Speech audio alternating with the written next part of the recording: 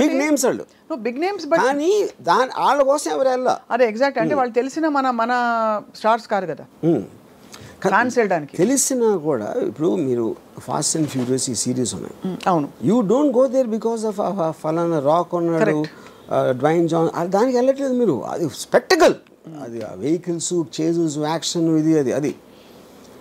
So అప్పుడు ఏంటి, మీకు తెలిసిన యాక్టర్ ఉండొచ్చు కానీ వాడి కోసం సినిమాకి వెళ్ళటం మానేశారు హాలీవుడ్లో. అది నేను చెప్పేది. You know, so true, yes. So ఇవన్నీ I honestly believe Raj Kumar లేకపోయినా కూడా ఈ సినిమా ఇంతే ఆడుతుంది. ఆ ట్రైలర్ బట్టి, దాన్ని బట్టి రాజ్ కుమార్ బదులు ఆ రేంజ్లోనే ఏ యాక్టర్ ఉన్నా కూడా మోరల్లెస్. అదే మీరు ప్రభాస్ ఉన్న సినిమాలో మీరు ఎవరినో పెడితే ఆడకపోవచ్చు, అది నేను చెప్పేది. అది ఎందుకంటే దాని డిజైన్ కూడా వేరే ఉంటుంది.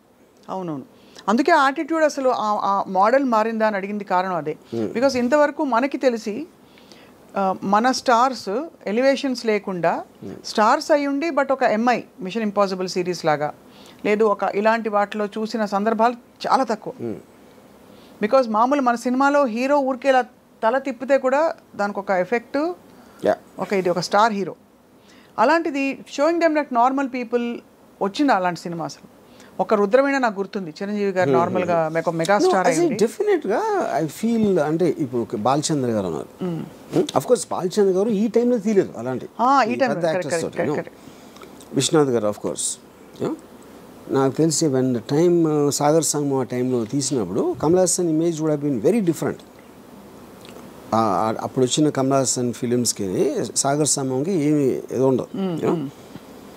ఇంకోటి, మీరు శంకరాభరణంలో సోమయాజుల్ గారు లాంటి ఒక 60-year-old అన్నోన్ పర్సన్ని ప్రొటాగనిస్ట్గా పెట్టడం అనేది నాకు తెలిసి ఇప్పుడు కూడా ఎవరు అసలు ఇమాజిన్ కూడా చేయడు.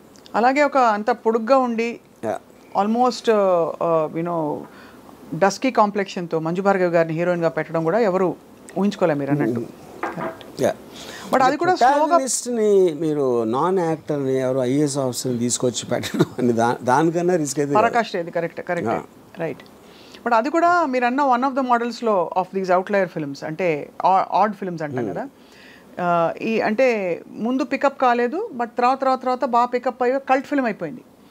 ఇదేమో స్త్రీ 2 ఏమో పికప్ అవుతుందో లేదో తెలియదు, బట్ ఫస్ట్ డేనే ఎంత బ్లాక్ బస్టర్, ఇంకా దాని గురించి ఏం మాట్లాడక్కర్లేదు అంతే. అంటే అలా ఉంది దాని మీరు చెప్తున్న కనెక్షన్. ఇంకోటి ఏమైంది, నిన్న దాంతో రిలీజ్ అయిన అక్షయ్ కుమార్ సినిమాకి 5 కోట్లు వచ్చింది. 54 కోట్లు రాజ్ కుమార్ సినిమాకి వస్తే 5 కోట్లు అక్షయ్ కుమార్ సినిమాకి వచ్చింది. 5.5 కోట్లు అంతా జాన్ అబ్రహం సినిమాకి వచ్చింది అదే రోజు. మరి తీసేవాళ్ళు ఇప్పుడు నెక్స్ట్ ఎవరైనా హీరో రెమ్యూనరేషన్ ఒక సిరీస్ ఆఫ్ ఫ్లాప్స్ తర్వాత తగ్గించుకునే సందర్భాలు ఉండుంటాయి ఆర్జీవి గారు? చేస్తారు. That happens? Yeah, it happens. When the market is not doing that. Yeah. ఎందుకంటే అప్పుడు ఏం చేస్తారంటే ఇప్పుడు ఇంత ఇస్తామండి సినిమా హిట్ అయితే అంత ఇస్తామని ఇలాంటి కొన్ని డీల్స్ పెట్టుకుంటారు. కొంచెం అదే క్లాజులు వస్తాయి. బ్యాక్ ఎండ్ అలాంటి. The reason I asked that is because majority of this major expenses that we are talking about, ఇప్పుడు మొన్న కల్కి వచ్చింది, it was actually a feast. వినడానికి ఒక అమితాబ్ బచ్చన్ గారు, ఒక సో అండ్ సో ప్రభాస్ ఉంటే అసలు చూడొచ్చా అని, దీపిక ఇంకోవైపు. బట్ ఆ సినిమాలో ఈ స్టార్ దీనికి రెమ్యూనరేషన్స్ చాలా అయి ఉంటాయి కదా. ఇప్పుడు అలాంటి సినిమా తీసి ఒక బ్యూటిఫుల్ అటెంప్ట్ అని మంచి పేరు తెచ్చుకుని, బట్ రిటర్న్ ఆన్ ఇన్వెస్ట్మెంట్ చూసుకుంటే 500 కోట్లకి 100-50 ఎక్కువ రావడం బెటరా, లేదు ఇలాంటి ఒక కొత్త స్కూల్ ఆఫ్ థాట్ బయలుదేరి న్యూట్రలైజ్ చేసే ఎఫెక్ట్ బెటర్ అంటారా? ఇక్కడ ఒక డేంజర్ ఏంటంటే, అంటే అది డేంజర్ అనొచ్చు కాదు కూడా, డేంజర్ ఏంటంటే మీకు సంవత్సరానికి 150 సినిమాల్లో రేంజ్ వైజ్గా చిన్న సినిమాలు అని చెప్పుకునే 90% ఉంటాయి. దాంట్లో 90% ఫెయిల్ అవుతాయి. సో ఆ 10%లో మీ సినిమా ఉంటుందా అని తెలియదు కదా మీకు. అవును. But economy will run like that. అంతే. అది that is a fail safe. అప్పుడు మేము పెద్ద సినిమా చేసి అన్కంట్రోల్ బడ్జెట్ ఎంత రెమ్యూనరేషన్ ఇచ్చినప్పుడు ఎంత పోవటానికి ఛాన్స్ ఉందో. ఇప్పుడంటే ఇప్పుడు నేను పేరు చెప్పండి, ఒక సినిమా మీరు 400 కోట్లు తీసారనుకోండి, దాంట్లో మీకు 200 crores నష్టం వచ్చింది అనుకోండి. ఇప్పుడు మీరు దీని బేసిస్లో 10 కోట్లు 15 కోట్లు సినిమా తీస్తే ఎంత పోయినా కూడా మీకు 10-15 పోతుంది. ఇక్కడలాగా 200 పోదు. అంతే కదా. అంతే రిస్క్ ఇస్ లెస్ అంటే. బట్ కొడితే జాక్ పాట్ కొడితే ఇంకా తిరుగుంటుంది. అది. బట్ ఆల్ ద సేమ్ ఈ హీరోలందరూ వాళ్ళ రిస్క్ కూడా ఒక సినిమాలో ఎంగేజ్ అవ్వడం ఈజ్ వెరీ హై బికాస్ వాళ్ళు తొందరగా పీక్ అయిపోతారు. ఆ తర్వాత దానికంటే ఏదైనా తక్కువ ఇస్తే చూసుకోరు. చచ్చినట్టు ఆ లీగ్ ఆఫ్ మార్కెట్లోనే ఇప్పుడు ప్రభాస్ వచ్చి సడన్గా మంచి ఒక ఇలాంటి ఒక 127 hours లాంటి సినిమాలో ఆర్ సంథింగ్ చేస్తారా అంటే whether people will digest, whether he'll take that risk we don't know. He is compelled to work now in very very big projects. దానికి రీజన్ ఏంటంటే ఇప్పుడు 127 hours ఈ లెక్క థ్రిల్లర్ అనుకోండి ఏదో సంథింగ్. ప్రభాస్కి డబ్బులు ఇచ్చేది not about the story, not about that. అతను స్క్రీన్ మీద హై స్పీడ్లో వస్తే అంతమందికి ఎక్సైట్మెంట్ వస్తుంది అనేది కాస్టింగ్ ఫ్యాక్టర్. అది that is what super stars are suppose to be. అప్పుడు అలాంటి మూమెంట్స్ ఉన్న స్టోరీనే వాళ్ళు ఎన్నుకుంటారు. అదే వాళ్ళు వచ్చి వేరే సినిమా తీసినప్పుడు ఆమీర్ ఖాన్ ఒక్కడే చాలా తెలుగు చేస్తాడు. ఆమీర్ ఖాన్ ఏం చేస్తాడంటే ఇప్పుడు ఏంటి, ఒక సపోజ్ తను గజనీ లాంటి సినిమా తీసాడు కూడా చాలా పెద్ద హిట్ అయ్యేది. తర్వాత తను తారే జమీన్ పే తీస్తే తారే జమీన్ పేలో చూస్తారా, అది మంచి స్టోరీ, కానీ గజనీకి అలవాటు పడిన వాళ్ళు దీన్ని చూస్తారా అంటే దానికి ఆమీర్ ఖాన్ ఏం చేశాడంటే గజనీ నమ్మిన ప్రైస్లో 1/10 కమ్మాడు తారే జమీన్ పే.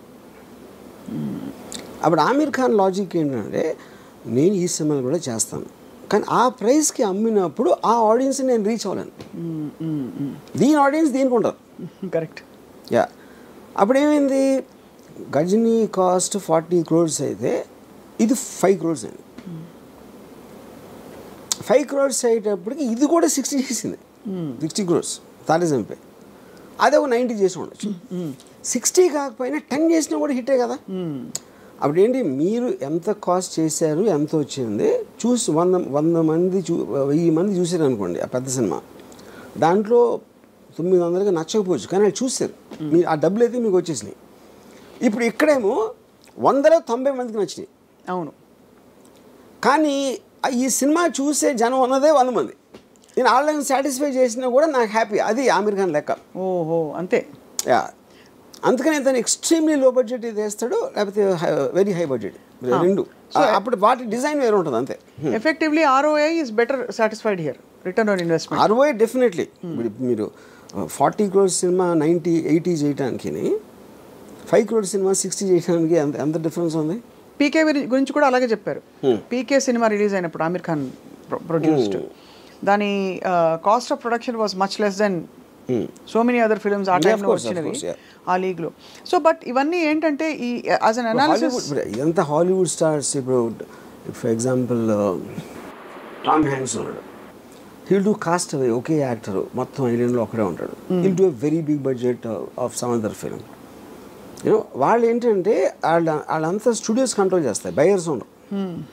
ఈ బయర్స్ మీడియేషన్ లెవెల్లో ప్రైసెస్ అనేది ఇది అయిపోతుంది. అప్పుడు PVR జానేతో జానేనా సినిమా, అదే ఒక 5 కోట్ల సినిమా, ఆమీర్ ఖాన్ మేనలుడు, ఆమీర్ ఖాన్ ప్రొడ్యూస్ చేశాడు. చాలా ఆమీర్ ఖాన్ ఏం చేశాడు, అది వాళ్ళు 35 crores ఆఫర్ ఇచ్చారు కొనడానికి.